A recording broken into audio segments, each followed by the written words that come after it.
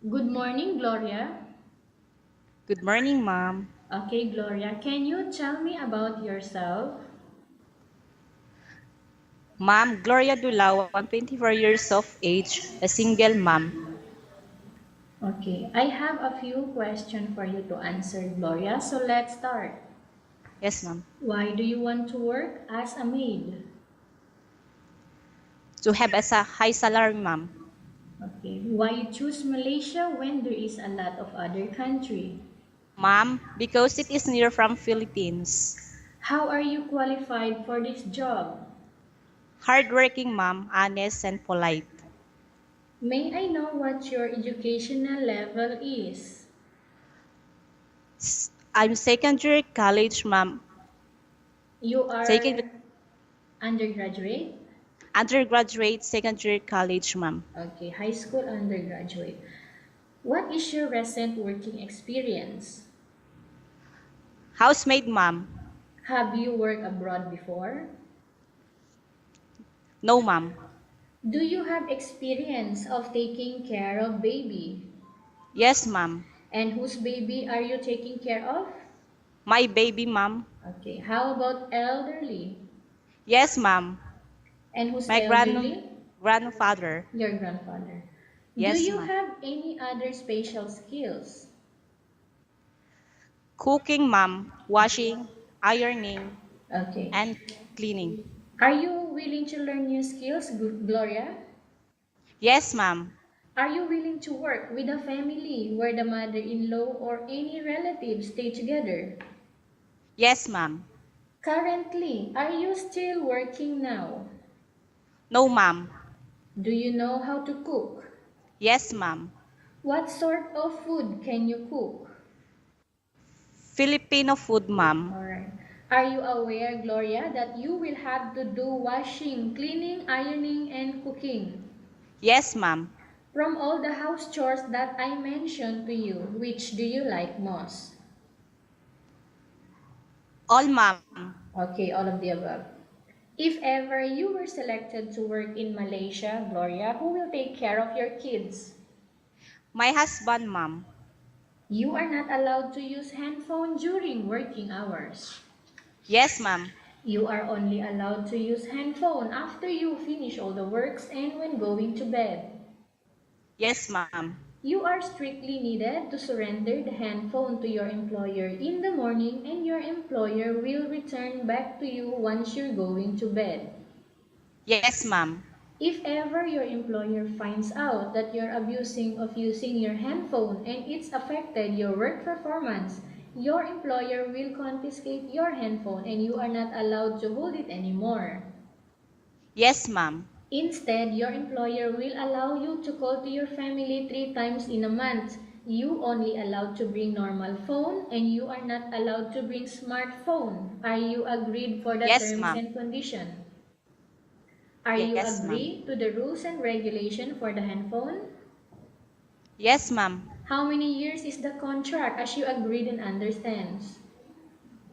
2 years, ma'am. Can you describe for me your ethics, your attitude? Honest, hardworking, Okay. and polite. How can you assure to us that you will work hard in Malaysia?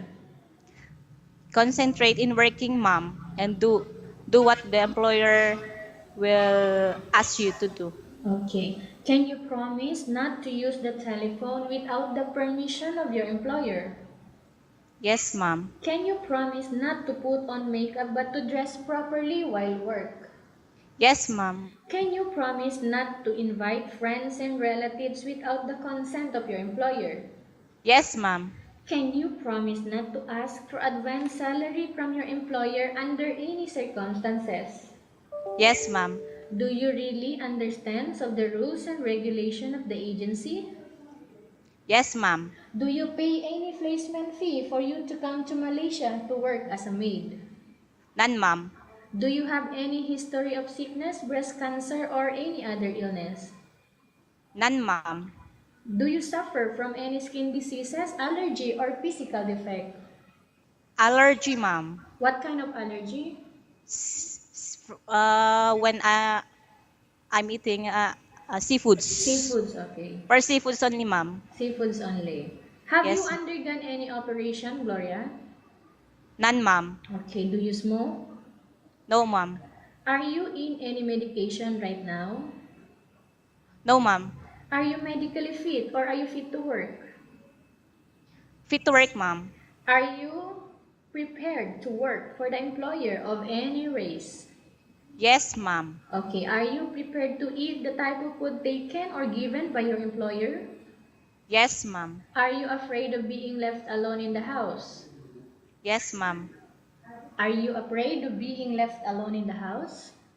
No, ma'am. Okay. Are you afraid of dogs or other pets? No, ma'am. Can you promise to work according to instruction from your employer? Yes, ma'am. Do you have any family working here in Malaysia? Yes, ma'am. May I know who is that? She is my twin sister, ma'am. Okay, she is working as?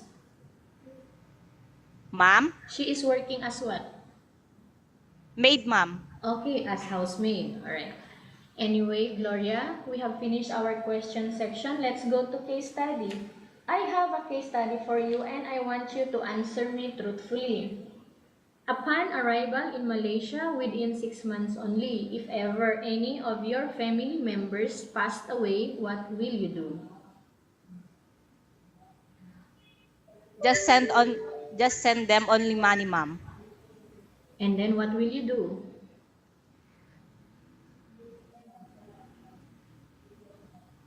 I will I will tell to them not going home, ma'am. Okay, so it means you will continue working. Yes, ma'am. Okay, again, tell us about yourself, Gloria, and why do you want to work in Malaysia as domestic helper? I'm hardworking, ma'am. I want to work in Malaysia as a housemaid because I want to level up my family.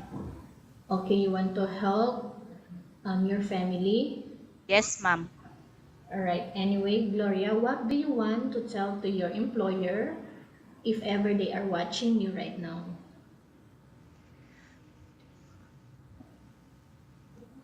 Pardon, ma'am. Okay, if ever your employer is watching you right now, what do you want to tell them?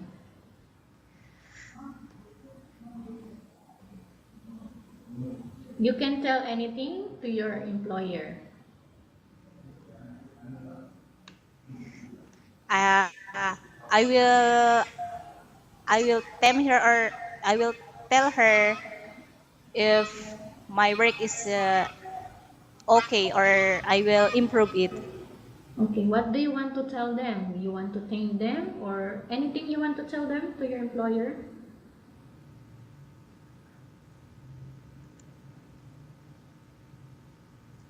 Go on, you can do it.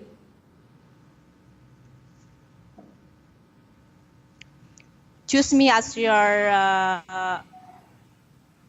housemaid,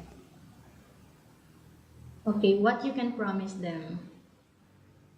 and I will do my work very best. Okay, thank you very much, Gloria. We will update to your agency if there is any selection made by the employer. Yes, ma'am.